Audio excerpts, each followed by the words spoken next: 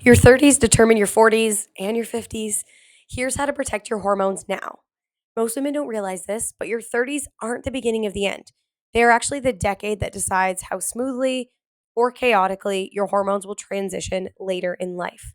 If you've been noticing fatigue that won't lift, irregular cycles, stubborn weight, mood changes, even if your lab work still looks normal, those are early signs that your cells, not just your hormones, are under a little bit of strain.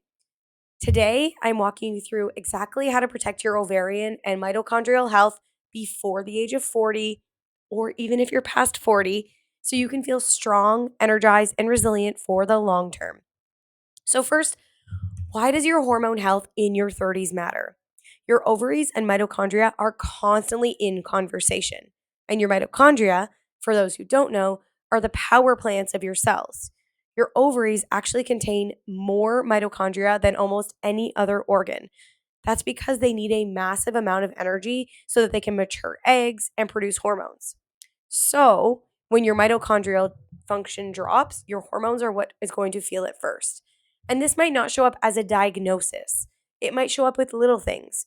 Your energy crashing after lunch, PMS hitting harder than it once did, your cycle starting to shift, your weight feeling a bit more stubborn, sleep feeling lighter, your focus feeling off, or maybe you're just feeling a little bit of brain fog. These are signs that your cellular energy system needs more support. So let's talk about how mitochondria actually shape your hormonal aging. When we look at research, we know that mitochondrial decline is actually one of the biggest drivers of ovarian aging. Because when mitochondria are stressed, three things happen: energy production drops, inflammation increases, and your hormone output becomes extremely inconsistent. And over time, this is going to accelerate your ovarian aging and can make you transition into perimenopause far more symptomatic. So, in simple terms, if your mitochondria are tired, your hormones will be too. So, let's chat about the four main drivers of ovarian and mitochondrial aging. So, the four main drivers are stress, chronic stress, and cortisol overload. Why?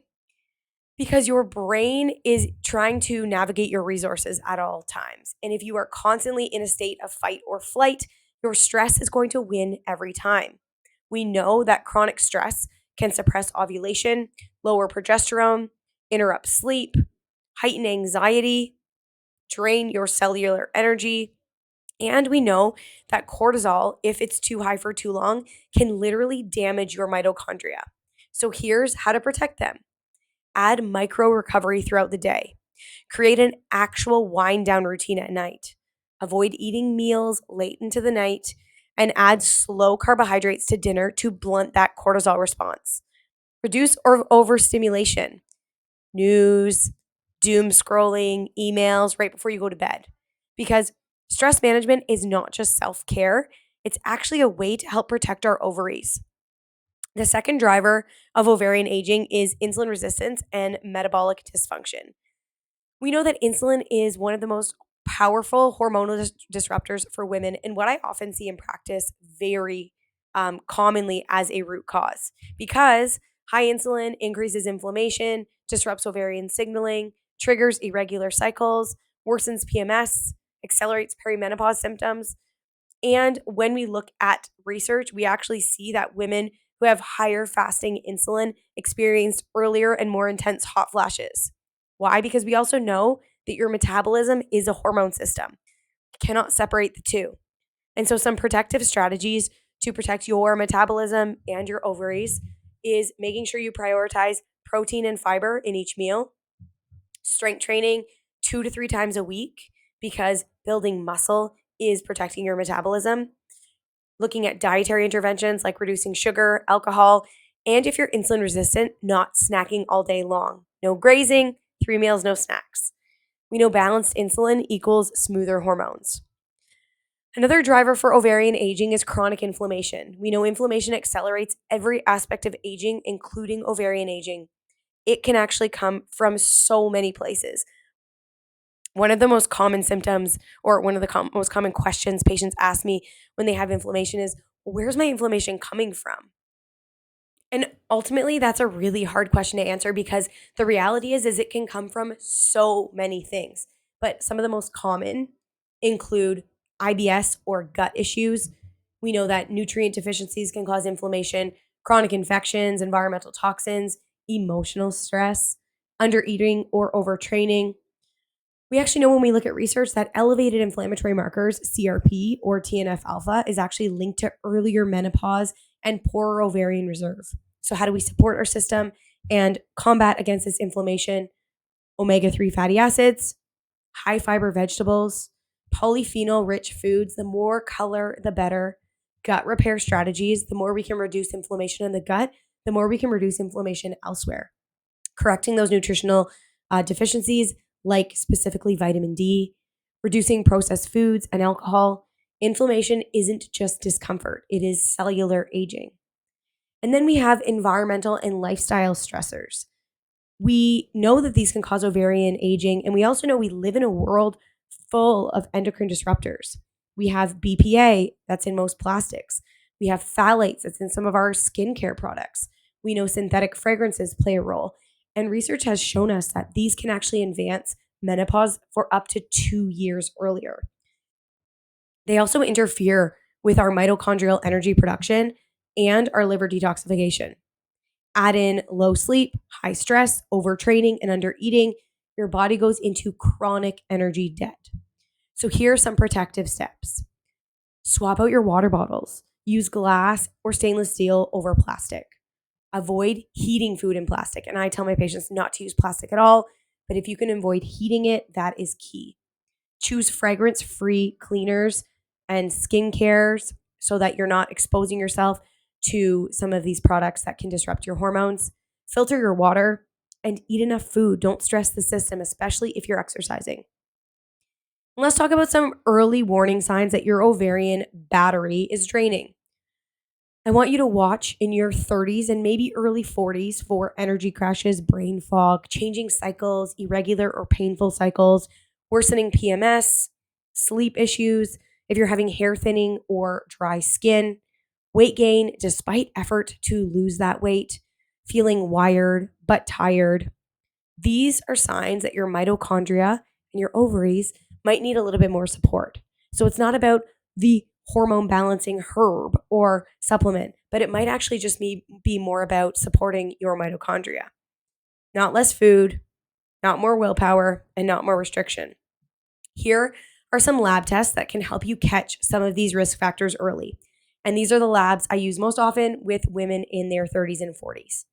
An insulin glucose challenge, which is a 2-hour fasted test so we can understand not if your body is handling sugar, but at what cost.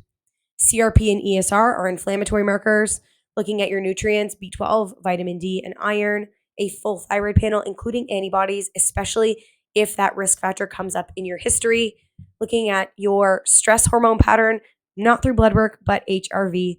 And we might dive into something like AMH if fertility is a concern. This can help us understand your metabolic and cellular resistance long before your hormones crash. So this is how we build hormonal resilience, starting now, not waiting until symptoms get severe. Number 1 is nourishing your metabolism. Eat regularly. Avoid long fasting under stress, meaning if you are not insulin resistant and you don't need to be intermittent fasting, don't intermittent fast. And stop under eating. It is the most common thing I see with women in my practice. They don't eat anything all day long, and then they're so hungry in the evening that they start binging. Number 2, when we strengthen our cellular energy, this can look like supplements such as magnesium, B vitamins, carnitine, CoQ10, but always speak to your doctor before adding in any supplements. Strength training and aerobic movement, natural light daily sun on your eyeballs, especially in the darker winter months. Number 3 is regulating your nervous system, breath work, journaling, brain dumping, saying no, creating boundaries, reducing stimulants, down regulating at night. Number 4, reducing your environmental load, swapping out your plastics, clear up your skincare and your cleaning products, support proper and adequate liver detoxification. This could have to do with maybe taking a look at how many supplements you're taking or how many medications you're taking, because being mindful that all has to be processed through the liver. Increasing fiber and cruciferous veg will help with healthy hormone clearance. And number 5 is building recovery into your week, sleeping 7 to 9 hours. And if that is a struggle, getting support for that, addressing emotional stressors, taking real rest days. These are the foundations that help protect your hormones long term. And let's talk about what women experience when they start doing these things early. We can often get ahead of it when we get on top of these habits. We see more predictable periods for longer, more energy, reduced PMS. Weight becomes a lot easier to manage. We see better sleep, clearer thinking, and a smoother entry into their 40s. And hormone therapy later, when and if we need it, actually works better too, because the system's already supported and it's that one tool we can add in. And so protecting your hormones in your 30s and into your 40s isn't about fear, it's about foresight. Your ovarian health is an overall reflection of how your body manages stress, energy, and recovery.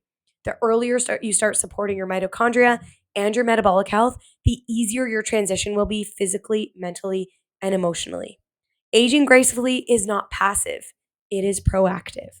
And if you want to get ahead of it and future proof your hormones, book a free call and let's chat about how you can stop reacting to your symptoms and start building real hormonal resilience.